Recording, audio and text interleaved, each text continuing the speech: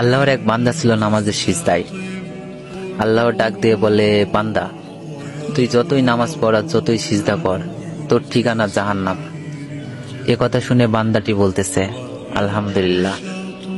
আল্লাহ বলে, এই বান্দা, জাহান্নামের কথা শুনে কেউ আলহামদুলিল্লাহ কয়? বান্দা বলে, আল্লাহ, জাহান্নামের মালিকও তুমি, জান্নাতের মালিকও তুমি।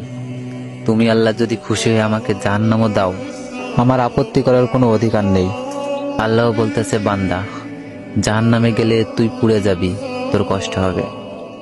বান্দা বলতেছে, আল্লাহ, কষ্ট শুধু আমার হবে না, তোমারও হবে।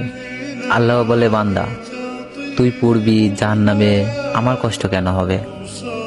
বান্দা বলে, আল্লাহ, মায়ের কোলে সন্তান যদি পানিতে পড়ে যায়, তাহলে দুনিয়ার কোনো মাই যেমন দূরে দাঁড়িয়ে থাকতে পারে না, দৌড়ে গিয়ে বাচ্চাকে কোলে নেয়, আমার বিশ্বাস ওই মায়ের চেয়ে কোটি কোটি গুণ দয়া তোমার বেশি।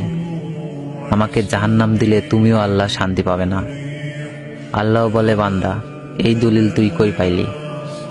বান্দা বলে, আল্লাহ, আমাদের জাতির পিতা ইব্রাহিম আলাইহিস সালাম তোমার প্রেম বুকে নিয়ে যখন নমরুদের চুলায় পড়ে গেল, তার আগেই তুমি বলে দিলে, আমার দিকে তাকিয়ে দেখো, আমার কলেজা ভরে শুধু তুমি আছো, আর অন্য কারো জায়গা নাই।